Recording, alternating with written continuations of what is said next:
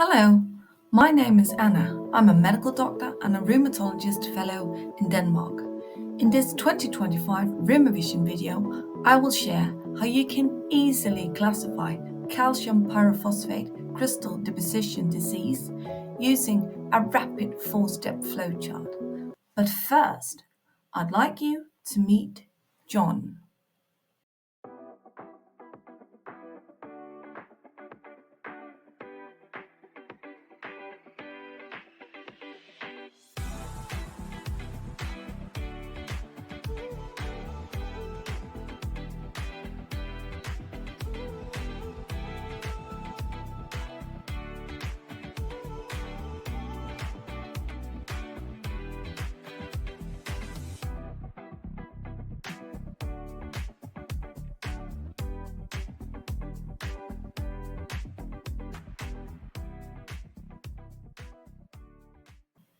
So, unfortunately, John is discharged with a wrong diagnosis.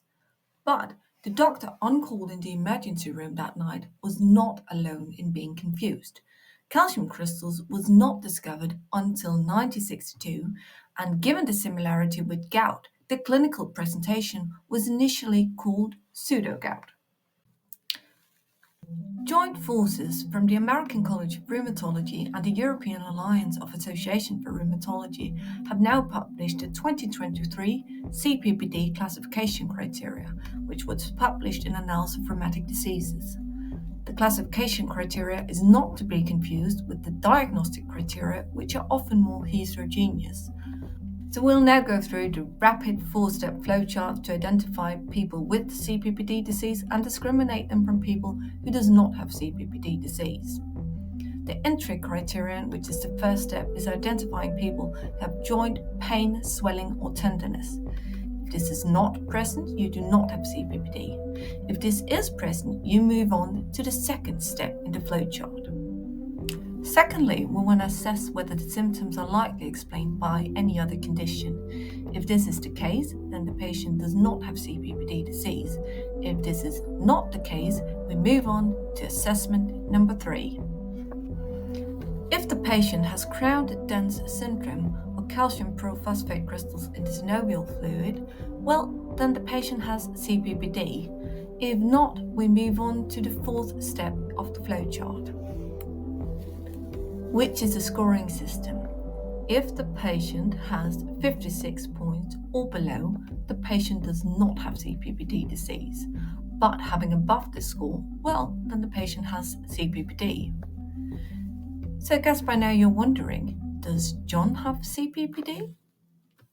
Placing John in the flowchart, we will likely diagnose him with CPPD given the rhomboid-shaped crystals. But in the case of John, we only had a description of morphology, and even though calcium pyrophosphate crystals are indeed rhomboid-shaped, other crystals are as well. So in order to do a proper assessment, we need to also look at the size and the birefringence of the crystals.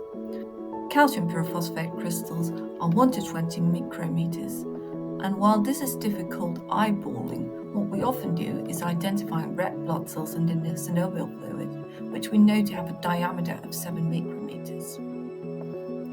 We also know that calcium pyrophosphate crystals are weakly positively birefringent, so that means staying parallel to the axis of the lambda filter, they will turn blue, where staying perpendicular to the axis, they'll turn yellow. So re-evaluating John's placement in the flowchart, he is now left with the scoring system, which probably requires him to have additional imaging analysis done with either dual energy CT or ultrasound for calcium crystal assessment.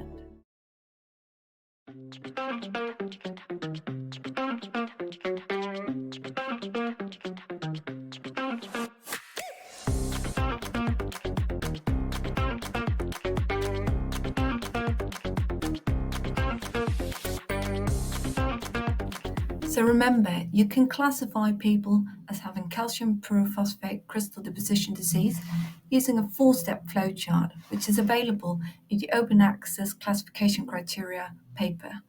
Thank you for listening. Bye. Hello.